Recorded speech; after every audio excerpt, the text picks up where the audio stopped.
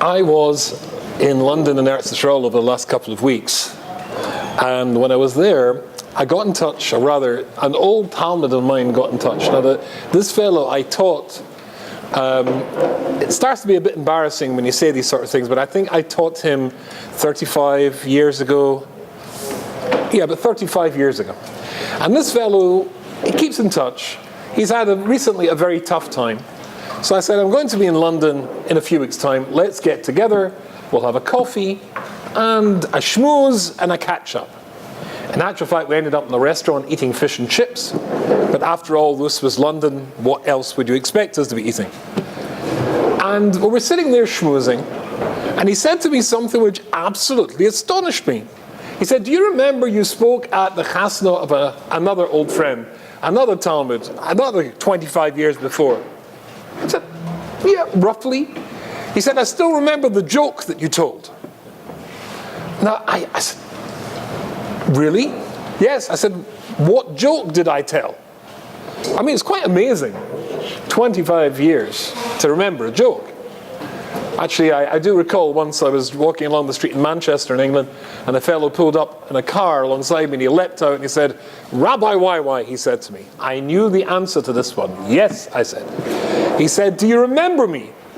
So I looked at him, He said, you spoke 4 years ago in Leeds, which is a city about an hour north of Manchester. And he mentioned the name of the shul, and it vaguely came back to me. He said, you were brilliant. I still remember the joke that you told. And I said, what was the joke? And he told me the joke, which I'd completely forgotten. And it was quite a good joke. And then I said to him, and what else did I say? I mean, as if I drove an hour to tell a joke. I mean, the Torah he'd forgotten, but the joke he remembered. This fellow remembered a joke from 25 years before. What was the joke? So here's the joke. The joke is that there is a Yid that goes to Shemayim. And saying we're in Elul, it's rather appropriate, he has his Din Torah. He doesn't do too well. So a big malach takes him outside, and there's two goyim standing there, Catholic and a Protestant. And he schleps the three of them to an elevator. They go into the elevator. He presses the button for down. And the elevator goes whoosh.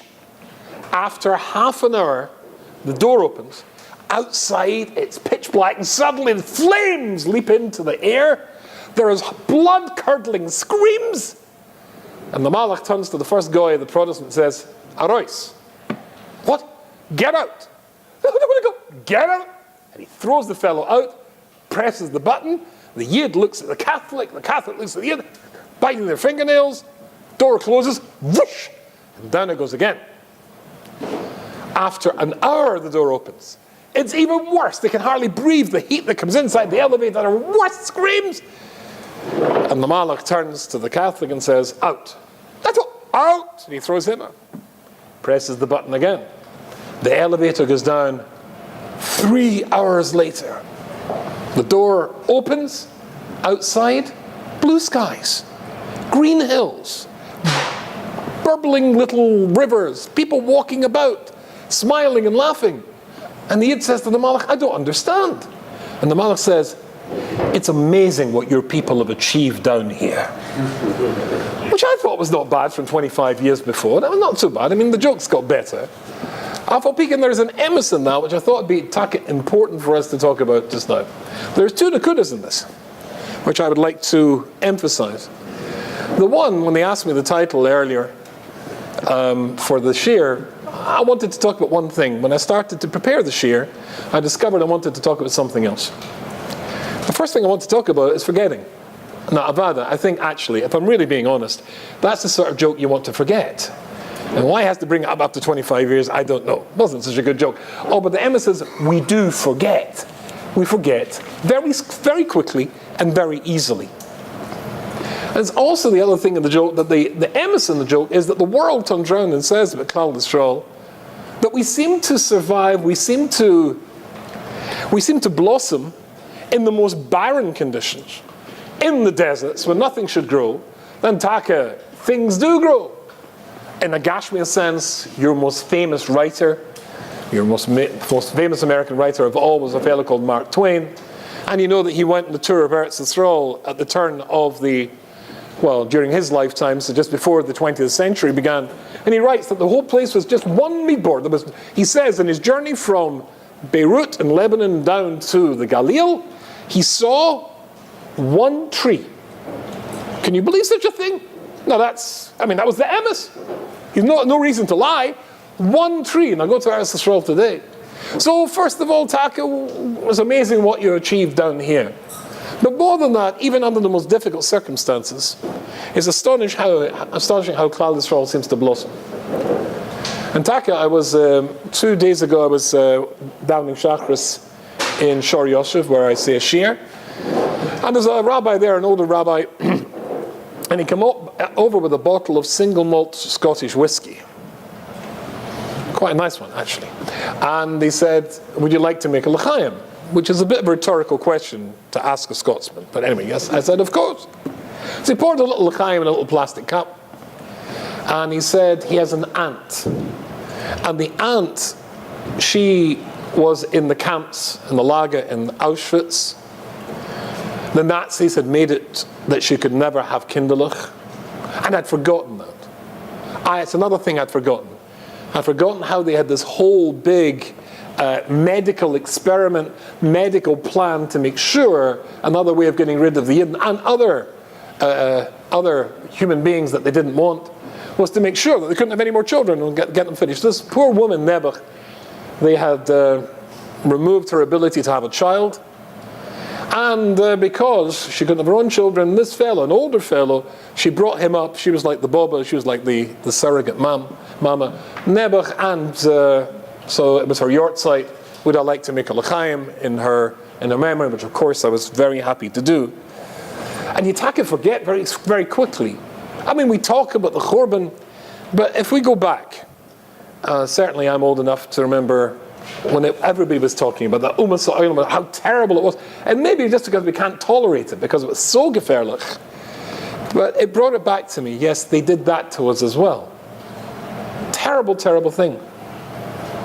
And Taka, interesting, something else strange happened to me this week. I really shouldn't tell you this because it's being recorded. But I was learning with my chavrusa in Shor Yoshev, I think it was Wednesday. Can't be Wednesday, it's Thursday, it must be Tuesday. And we're just sitting there learning, and I get this incredible pain, a muscle spasm in my back, just across the shoulders, out the blue. Oh, wow! And I was like, couldn't. Anyway, started to fade a little bit, finished learning. And I'm in the middle of writing a new book. So I was writing my new sefer, and again, this is about midday, pain shot through my back. I thought, maybe I'm sitting too long. I went and lied down. When I went to lie down, my iPad was beside my bed, and I opened it up, and I went to YouTube. I was looking for a shir or two to watch, and instead what came up was a documentary. And the documentary was about something called Dunkirk. A documentary about Dunkirk. I don't know how well your history is, but when the British Army was out there trying to protect the French at the beginning of the Second World War from the Germans, there's about 500,000 of them. The Germans encircled them. They were about to be captured. And they all went to Dunkirk, and they filled the beaches in Dunkirk. And the Royal Navy came to evacuate them, to bring them back to safety. But there wasn't enough boats. And a lot of them were killed because the Germans were bombing them. And but the interesting thing, the thing that became very famous was the ordinary little people from England who had little boats, fishing boats, etc., etc. They set out to pick up as many soldiers as they possibly could. And amazingly, they saved over 300,000 people, and they brought them back, which gave B'derech HaTeva, the British, the ability to fight back and eventually be a huge chelik of the keli of destroying Nazi Germany. So I was watching this. It was all black and white. It was a BBC documentary, and I was a bit stiff. But I was lying there. Wasn't so painful watching this. Interesting stuff I knew, of course, being brought up in Britain. After 40 minutes, the pain had gone away. And I went downstairs, and I took it with me, and I was making my lunch, stirring a pot full of potatoes, and I was watching it. And then suddenly, my wife came in, and I looked at it, and I gave a shout. There was my father. there was my father. My father was a soldier. He was conscripted into the British Army. Everybody was in those days. And there was it was 2 or maybe 3 seconds on my father. And I just looked at it. That's fine. And because it was, you can toggle back, there it was again. And Taka was my father. And I just completely burst into tears. And this goes back 80 years, Rabbi say. And there he was. And it was, I just kept replaying it. And it was. I'd forgotten what he looked like. I'd forgotten what he looked like. I saw him straight away. My father passed away when I was 18 years of age. It was Purim morning. They had to give me the message. He wasn't well. My mother sent the message. He wasn't well. I'd actually already been nifter. But I had to go home, and that was his 21st heart attack. And my father was gone. And it was just, wow! And suddenly, it was an amazing thing. But you forget. Well, you can even forget who your father is. It was almost as though his ghost was there. It's almost gone back from life. But you forget.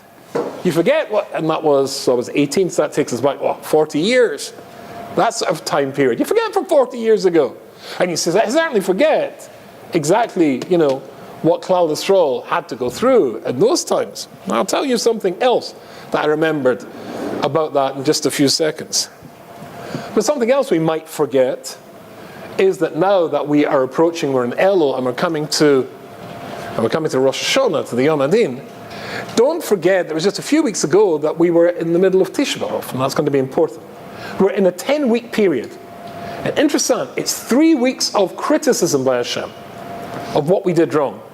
And then 7 weeks of comfort and his karvas and bringing us back again. Now that's very interesting, just as to reduce the limud, the musar drasha from this to a mathematical formula, it has to be 3 to 7. Twice as much encouragement to discouragement, or rather criticism. If you're going to criticize somebody, make sure you get twice as much encouragement left.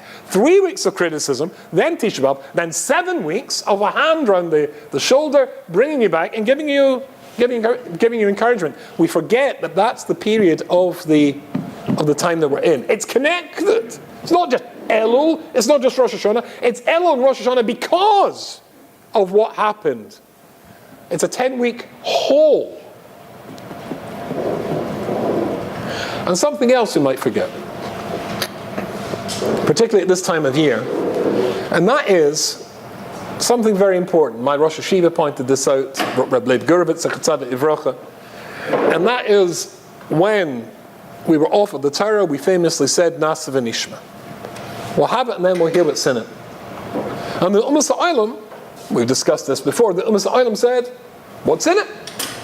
But I'm not doing anything wrong, surely, by asking what's in it. If I offer you a deal, if I offer you a partnership, I want you to do something, then you want to say, what is it? What is the partnership? What's the deal? And Hashem Yisbarach is offering the Torah not just to us, but to the Umas Ha'olam as well. I think I told you once, how did he offer the Umas Ha'olam, the non-Jewish world, the Torah to, do you know? Same way as he offered it to us. They had Nevi'im. He told the Nevi'im, and the Nevi'im went to their people and said, right, we can have the Torah. And they said, what's in it? Nothing wrong with that. And Hashem would go through every single mitzvah, and they could accept, this is the astonishing thing, 612. It was the 613th they couldn't accept. That it seemed to go against their basic nature. So the Romans don't kill, Tutmara Taiva. What do you think we built the Colosseum for? It's Geschmack, seeing people stabbing each other. Oh, can't do that. And then the Arabs don't steal, the Scots don't get drunk. And each nation rejected the Torah for one reason. It comes to Klal Yisrael, and we said, Nasa v'nishma, pat ourselves in the back, aren't we clever? My Rosh Hashiva, Leib Gurovitz, said, suppose we had asked the exact same as the Umas Ha'olam, what's in the Torah?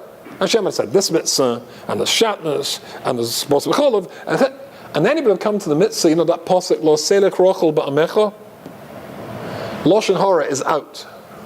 You're not allowed to listen to it, you're not allowed to speak it. What would we have said? What would you have said? Be honest. Maybe not. But we said, Nasa v'nishma. What's wrong with what they did? Why didn't we do the same thing? And the answer, said Reb Leib Gurovitz, As the Gemara says, Hashem doesn't mess you about. If Hashem's offering it to you, it must be doable. It must be something you could do, or He would offer it to you in the first place. So the mitzvahs in the Torah are doable, and then there's that mitzvah that we're going to read in just a few days' time, a few weeks' time, when the pasuk says, Lo b'shamayim hi. And the Lo b'shamayim hi is the reconnection of us. The mitzvah of tshuva, says the Ramban, the reconnection of us and Hashem Yisborach. Lo b'shamayim hi. Don't think it's too difficult to do. It's not up there. You're going to say, who's going to go up to heaven and bring it back for us? It's an easy mitzvah, says Hashem Yisborach. Although we seem not to find it quite so easy. So the next thing that we might forget is that Hashem Yisborach, who knows us better than anyone else, and believes in us, as I keep telling you, the first things He wants you to say when you wake in the morning is, great is your faith. Your faith? Haven't we supposed to have faith in you? Who's your faith in? His faith is in us. His faith is in you. So something that's doable, and Hashem Yisborach says it is doable. That's something that's also important not to forget. This thing is doable. And then that leads me to a very important idea, which you also might forget. This is from the Al-Shech HaKodesh. The Al-Shech HaKodesh in last week's Seder, in the Seder of Re'eh, you know how the Seder begins, Re'eh Anochi Nosei Lifnechem. Re'eh, Ani Anochi Nosei Lifnechem. Re'eh is in the singular. Lifnechem is in the plural. That's bad Hebrew. It should be Ru'u in the plural and keep it consistent. What's this Re'eh? So the Al-Shech says something which is incredibly important, and it takes us back to when we said Nas v'Nishma, and when Hashem Yisborach, the first words we heard Him say to us, Anochi Hashem Elokeichem. No. Anochi Hashem Elokecho. I'm the Lord, your God. Even though all the Yidden were there, but Rav Am Hadras Melech, it was important to have us all together, but He addressed each and every one of us in the singular. We heard Him speaking to us. It's crucially important to know that you are not just part of the mass, that it doesn't matter to Hashem. He wants the job done. If most people are keeping mitzvahs, that's good enough. If one or two Yidden, they don't pull their weight, He doesn't care. He does care. You're all there. You're all part of this. He wants you to be part of this. And taka interessant, let me read to you what Reb Chaim Volozhin has to say on the subject in Shar Daled of Nefesh HaChaim. V'zois Toras Adam. Call Ish Yisrael, every single one of us, every single one of you. Al Yama Belibim Chas V'Shalom, never say about yourself. Ki ma ani u'ma koichi li poil ma'isa v'shpolim shum be'inim ba'olam. How can I, me, a mere Rubinstein, have any effect, any positive effect in the world? You should know, says Reb Chaim Volozhin, and put it well in your heart. That your thoughts, your actions, and your speech, every single moment of your life, they're not irrelevant. And you should know that everything you do, everything you think, has an effect. Can have incredible effects in the world.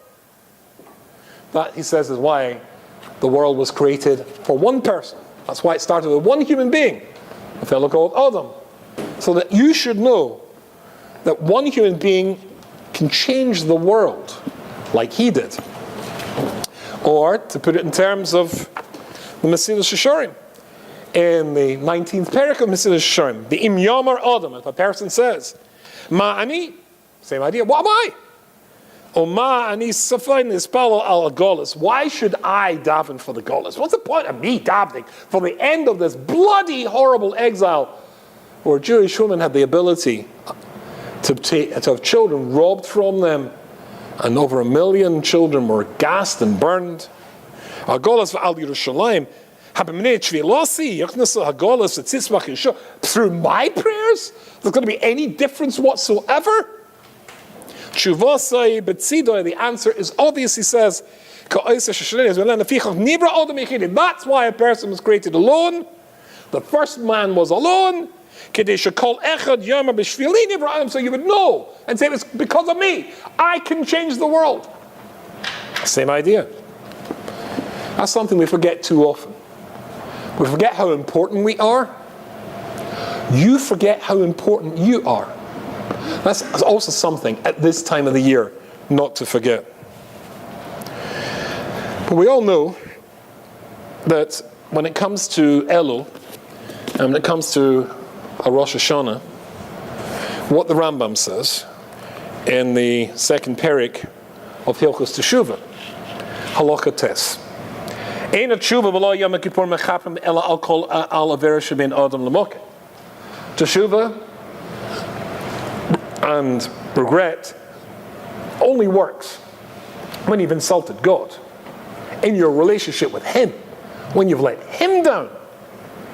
Misha achodover also, you ate something treif, or baal bilas asura, or you begin engaged in some immoral act, that sort of stuff. But when it comes to adam lechaveroi, you hit somebody, or you curse somebody, a gozla, you stole from him, that sort of thing, human interactions, God can't forgive you for that. And I remember I was once at the BBC making a broadcast, and one of my producers there said, very nice fellow, we're friends to this day, he says, the Goyim often, don't know if you've ever had this, have you ever had anybody ask you, a Goy ever asked you, can you forgive the Nazis for what they did to you? He says it's an anti-Semitic question. They're trying to make us not just the victims, but the Akzorim, the cruel people who won't forgive. Well, of course, the answer is, I can't forgive somebody for what they did to you. You've got to forgive somebody for what they did to you. And if you killed the person, it makes it very difficult for them to forgive you. So it's an anti-Semitic question. But it's the exact same, says the Rambam. But if you hurt somebody, Hashem can't forgive you for that. You hurt Him. It's not as Hashem you hurt.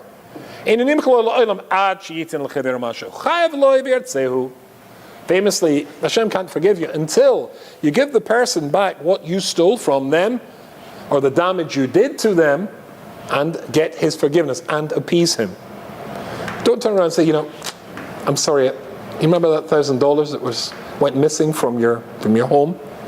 It was me, and it's Elul, and I feel so bad. Please forgive me. And you're a tzaddik. You say, okay, I'll forgive you. Just give the money back. Oh, I don't want to give the money back. I just want you to forgive me. That doesn't work. You've got to get the person to forgive you and put it right as much as you can. But that's why we're in this 7 weeks and those 3 weeks together. This 7 weeks is a period where it's coming back to Hashem, but coming back to Hashem and apologizing for what you've done from Him also requires you to put right what you've done to other people. And I think if I ask you the rhetorical and obvious question, what's more difficult? Dealing with Hashem, getting Hashem to forgive you, or dealing with other people and getting other people to forgive you? What would you answer? People! Somebody wrote a book called Learning to Deal with Difficult People, Including Yourself. People are more problematic and more difficult. That's why we're in this 7 weeks. And that's something else I remembered recently. When I was in London, and I was saying a shir, saying 6 shirim in Tisha B'Av, and one of the shirim, just as so often happens, a memory came into my mind. And it had quite an effect on these people. Because Tisha B'Av is all about our failure to deal with other people and finding other people difficult and perhaps being difficult ourselves. And the memory came into my mind was when I met one of the most certainly interesting Jews, certainly a heroic Jew whom I've ever met. And his name was Peter Malkin. He's a little fellow, about that size. He was a Mossad agent. He was a secret agent of the Israeli government. It was him who captured Adolf Eichmann. Eichmann, of course, the architect of the Holocaust, as they call it, Adolf Eichmann was the man. And he told me the story of capturing Adolf. I had him in my house in Manchester. He spoke to my university students. I was the great pleasure of making him a meal, hearing his stories firsthand. I had him with me for a whole day. Somebody who captured Eichmann. And because I knew I was coming to say this year, I bought on, I think it was eBay or Amazon, one of those. He wrote a book about his capture of Adolf Eichmann. It's called Eichmann in My Hands, Peter Z. Malkin. Very interesting book. And in the book, on page 190, here is the story which he told me, which I was absolutely astonished about. They captured Eichmann. Eichmann was living in Buenos Aires. And of course, he had an assumed name. He'd had plastic surgery in order to try and disguise exactly who he was. And when they captured him, they took him to a house and they interrogated Eichmann. Was ist dein Name? What's your name? They asked him repeatedly. Ich bin Ricardo Clement. He claimed to be something called Ricardo Clement. What's your name? Was ist dein Name? Ich bin Ricardo. And on and on and on it went. Then they made him strip down to his pants. And then they looked under his arm for his SS number.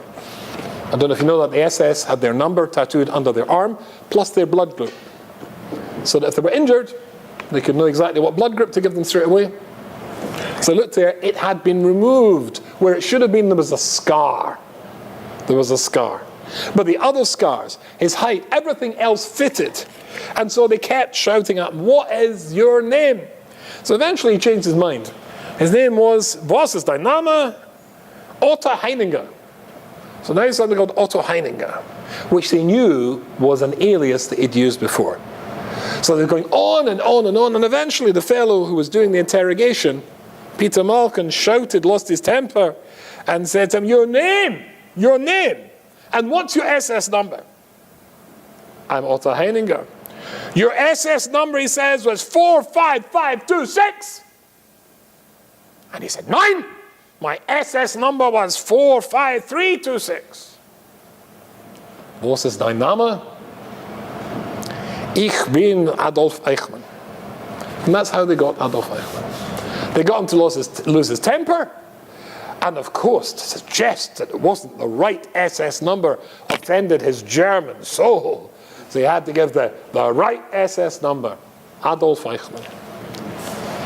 There's something I want to tell you in page 213 of the book was the most shocking of all. Page 213, he says, he talks about the time he went to Eretz Yisrael, Adolf Eichmann. He went to Eretz Yisrael. What was he doing there? He was learning about us. He studied Hebrew with a rabbi in Berlin. He claimed that he wasn't anti-Semitic. He always quite liked Jews, liked us better than the Arabs, certainly. He was just following orders. But he then turned round and he said to this fellow, Peter Malkin, I never hated Jews. Listen. Shema Yisrael, Hashem Elokeinu, Hashem Echad. Baruch Shem Kavod Malchus Le'olam Va'ed. Ba'o Hafto. And promptly said over Shema, which he knew how to translate. You see, the thing is, you want to know what your enemy is like so you know how to kill them. We were his enemy. And therefore he wanted to know exactly how we behave. He learned our language, they learned our minhagim, they learned our customs. That during the 3 weeks, or when our morale would be at rock bottom, then that would be a good time to attack the Jews because they would expect to lose. Roundups, actions would begin in 3 weeks, particularly because they knew that's when a good time. They knew exactly who we were, where we were, what we believed, what we would be doing. He'd done his research and even taught himself Hebrew. Astonishing thing, he'd even taught himself Shema. And the reason I tell you that is because somehow or other, and I don't know how, I'm certainly not interested, I think I was looking at the news and BBC and their website, and I was redirected somehow or other to a neo-Nazi website. A neo-Nazi website. Wasn't interested in looking at anything there, but there was one line that struck me that just my eye quickly picked up. The Jews and their famous infighting. The Jews and their famous infighting. Our enemies know who we are. They do the research. And isn't it appalling that these people who took women and made sure they couldn't have children, or burned 1 million children and 5 million other Jews, that they know who we are, and these evil, cruel, vicious animals are still able to point the fact that we don't get on very well with each other. There's nothing Hashem can do about that. He can forgive you what you did to him, but he can't forgive you what you did to other people. You've got to get them to forgive you for that. And you've got to put it right, as the Rambam says in Hilchos Tshuva, in Peri Beis, and Halacha Tes. You've got to put it right as much as you possibly can. Something else you have to remember. And it came to me, I'm sure I've told you this story, about 6 years ago or 7 years ago. I had the great success of being invited during the 3 weeks leading up to the next 7 weeks of his Karvus. During the 9 days, there's an annual gathering of ladies in Binyani Ha'umah, which is the big concert hall in Yerushalayim, where they work on Shmiras HaLashon. And they invite Rabbonim from all over the Eretz Yisrael, and occasionally from outside like me, to address them on the subject of Shmiras HaLashon. There was 5,000 ladies, Rabbi Isai, in that hall. And myself giving one of the droshes, the 3 Rabbonim. If I remember rightly, for the same session that they have in Ivrit, there's 15,000. I think that's the figure. This is amazing. And women are trying to make a difference. So when I spoke about Shmiras HaLashon, I wanted to say, quoting Ramatziel Solomon, Zalzain Refuah Shlema, famously said a couple of years ago, for all the work, all the effort, all the time that's been put into this mitzvah, or trying to deal with the mitzvah, the one that if we'd asked what's in the Torah, and Hashem would have said, Lo Selah Krachel B'Mecha, we would have shrugged our shoulders and walked away. You'd have to say, we're right. For all the work that's been put into it, we have failed. It's been a failure. Because if you live in the Dar, it doesn't see the base of Mikdash rebuilt, says the Yerushalmi, it's as though you're in the Dar that created its destruction. So you'd have to say it was a failure. Perhaps he said that maybe instead of speaking Lashon Hara, obviously with his tongue in his cheek all day, maybe try for a morning. Could you do it for a morning? Or what about an hour? Do you think you give yourself an hour? But I want to say something different.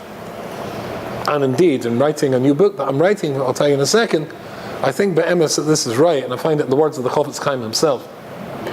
That be'emes, that Shmiras HaLashon, or rather, Lashon Hara, is not a problem, is not the problem that caused Churban Bayis Sheni, which the Chofetz Chaim seems to say in his Ekdama to Shmiras HaLashon, which he contradicts in many other places. It's a symptom of the problem. A symptom of the problem. You see, there is one category of people you can never speak Lashon Hara about. Who's that? Who can you never speak Lashon Hara to somebody about? Their children. You try speaking Lashon Hara to somebody about their children and watch what comes next. In fact, make sure you're standing far back. There's a good chance that he'll punch you. And why is that? Because you love your children. And you don't want to hear Lashon Hara about your children. The problem with Lashon Hara, it's a symptom of the condition. The condition is a lack of Ahavas Yisrael. So I started to write a book. I've written quite a few books. I planned to write book number 11. I wrote 2 chapters of it. It's easy. It was an easy write. I decided one of my books is called On the Derech, Answers to Questions That Challenge Jewish Minds, which is very matzliach, particularly amongst Machanchim. And this was an easy write. I simply wrote to people and said, give me good questions you have, good hashkafa questions. Maybe you've heard your kids. And I started, and it wasn't going. And you know why? It was such a surprise to me. There's a little voice inside my head saying, this is not the book for you to write at this moment. There's another book. So I started a book called Ahavas Yisrael. Of course, the Chofetz Chaim wrote a sefer called Ahavas, actually not a sefer, a kuntras called Ahavas Yisrael, on what it is that you have to do in order to get rid of Sinas Chinam forever. It's all written there. So I'm in the middle of translating that, and I've already written, I think, another third of the book. I think it's going to be very important what Sinas Kingdom is, how to deal with it, how to eradicate it. But if we don't do that, because we're part of a 10-week thing, it's not just Rosh Hashanah, not just for connect to Hashem, it's going back to Tisha B'Av. 3 weeks of criticism, 7 weeks of his karvas, and Hashem is there with open arms. This is easy. He wants to forget you, to forgive you. As the Medrash says, and the first Din Torah was Odom Rishon, the Medrash says, the reason I set up a Rosh Hashanah, a Yom Adin, was not to find you guilty, was to find you not guilty. And that's easy because he wants to find you not guilty, but he can't find you not guilty for what you did to somebody else, or being Odom L'Chaveroi. If you've hurt somebody, if you stole from somebody, if you punch somebody in the nose, you have to get them to forgive you and put it right. Pay back the money, straighten the nose, whatever it is that you have to do in order to undo the damage. So that's the name of the book, Havas Yisrael. And that's what we have to be working on, I think, now. I think we have to be working in the Havas Yisrael. Because if we work in the Havas Yisrael, when Matzlich and Havas Yisrael, we don't have to worry about Shmiras Halosha, and we don't have to worry about Sinas Kingdom, and that's Hatzlacha. Then we put it all right. Yeah. There are tricks in the book. The Chofetz Chaim proposes tricks, techniques, strategies for dealing with other people. Because people are difficult. If I do punch you in the nose, that's not called Sinas Kingdom. That's not called Sinas Kingdom. If you dislike me as a consequence, I would not blame you. I was once punched in the nose by a professional boxer. That's a different story. But a good punch in the nose takes a lot to go over a punch in the nose. Then that's not called Sinas Kingdom. What would you say, honestly, when people fall out, when people argue, as the Chofetz Chaim says, what is the normal reason? What would you say?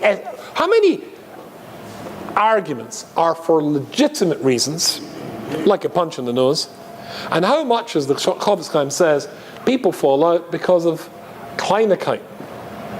Nothings. Would you call it 50-50? Or maybe more is the Kleinigkeit rather than the big stuff? The big stuff we can deal with. That's for another share. Forgiving the really big stuff. That's a way to do that as well.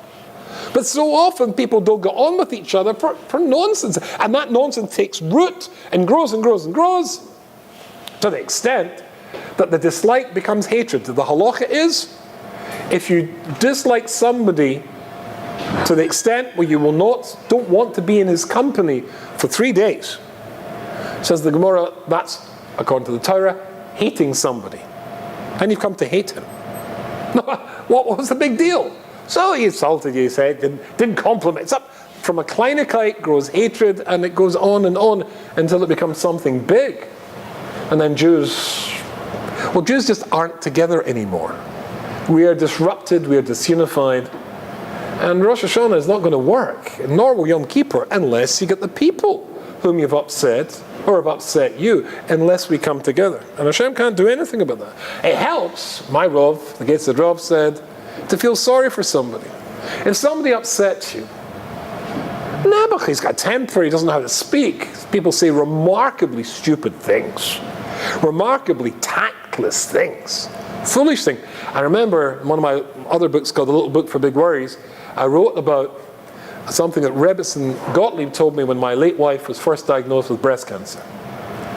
And she said to me something which is very wise. A lot of people are going to say a lot of really stupid things. Don't get upset. Keep an idiot book. Keep an idiot book. Write down, at least mentally, the stupid things they say. Instead of being upset, you go, ha ha, wow, you're the new number one. Because people say stupid things not because they want to be stupid, just because they are stupid. You know, there's lots of dumb people out there who are insensitive, who don't know that they're going to upset you. Learning to say the right thing is an art form. And some people haven't quite managed the artistry yet, or mastered the artistry yet. But the most important thing, says the Chofetz Chaim, in this little kuntras called Havas Yisrael, in Perik Hey, he says the most important thing to dealing with other people is being mekayim the mitzvah of Don Lekavskos. I just did this today, actually. Somebody seemed that Rosh is actually a Magachir yeshiva in Israel. I tried to send the boy there, and they didn't seem to want to kabel him, according to the boy. And I said, okay, let me check this out. I didn't believe it. I was Makai in the midst of Don Makaskus when I phoned the Phillips. Of course he's accepted. It's not a problem. It's such a good thing to assume that Jews are good. Something the Pele Yoetz writes. You see, the problem with the Isser of hating another Jew is it says, don't hate your brother in your heart. Why did it say don't hate your brother? See, if I dislike you or you dislike me and you let me know about it, I can see that I've done something wrong and therefore I can deal with it. Or somebody else can say, you two guys used to be buddies, what's gone wrong? And maybe put you back together. But if you keep it in your heart, then you don't know that he hates you, he doesn't know that you hate him, and then it can't be corrected. So that at least go and say, be Don Lachaskus a little bit, it seems that you did such and such. Don't say you did. Say, it seems to me, maybe I'm wrong. It seems to me you did something. Now there's three possibilities. He says, yeah, I did, because I hate you. Right? In that case, it's a punch in the nose. Fine, you can dislike him. It could be, he said, yes, I did. And I've been so full of regret and embarrassment. Since then, I've not been able to know how to come to apologize. That's easy to apologize, to accept the apology like that. And it might be that he says, I didn't do it. It's not true. No, it was something totally different. How many times have you done this? You've been convinced that somebody did something wrong, and when you get together with the guy and say, no, I didn't do it. I meant something else. That was a mistake. Totally different story. Mr. Don Castles. But Rabbi say, last thought, and as I say, it's going to be a book. There's going to be practical steps to how to deal with difficult people, to how to deal with your own lack of affection for other Jews. But here's an interesting question. Suppose every Jew was really nice and lovely and always got it right in their interactions with you. How easy would it be for you to develop you dealing with people who gave you no problems whatsoever? Is this ringing a bell? Remember the Gemara in the Avodah Zarah and Daf Beis, Omid Beis and Daf Gimel? The Mashiach comes. The Umas Ha'olam all come. They all want their rewards for having helped Klal Yisrael learn Torah. So along come the Babylonians. We invented commerce so the Jews would have money to learn Torah. You invented commerce to make yourselves rich. The Mashiach says to them. The Romans said, we created aqueducts and bridges so the Jews could get to their shir more quickly. The Mashiach says, you created bridges so you could get to your bordellos more quickly. And eventually all the Umas Ha'olam, each and one comes and in turn claiming their reward for having helped Klal Yisrael learn Torah. And each one's dismissed. And eventually the Umas Ha'olam say, yeah, but how do we know the Jews? Okay, we admit it. We weren't so good. We didn't like them. We tried to kill them, disrupt them in a million ways. But how do we know the Jews kept Torah? Hashem says, I will testify. To which the Umas Ha'olam bring out the theologians, their biblical scholars, who say, but doesn't it say in your Torah, Almighty, doesn't it say that a father cannot testify against his son? And don't you write, Boni Matem L'Hashem L'Kechem, don't you write that they are your children in your Torah? So what do you mean you will testify? You're apostle L'Edus. Hashem says, Lomdas, huh? Okay, I'll bring Shemaim V'Oretz to testify. As I said in the Torah, I would. No. They've got negiyas. They're biased. Doesn't the verse say, if it wasn't for the Torah being learnt night and day, the whole world would have no raison d'etre, no reason to be there? Real lomdas, huh? Okay, Hashem says, I'll bring proof from you. He brings Nimrod, who testifies that Abraham Avinu was never over Avodah Zarah. He brings Lavan, who testifies that Yaakov Avinu, even though he cheated him and swindled him 1,000,000 times, never descended to the same level. V'chulu. There's a Musa drasha here. The people who are going to push open the door for you in Shemaim are the people who stabbed you in the back and hurt your feelings and betrayed you and did all sorts of unpleasant things to you down here, and you didn't hit back, and you didn't fight back, and you didn't descend to their level.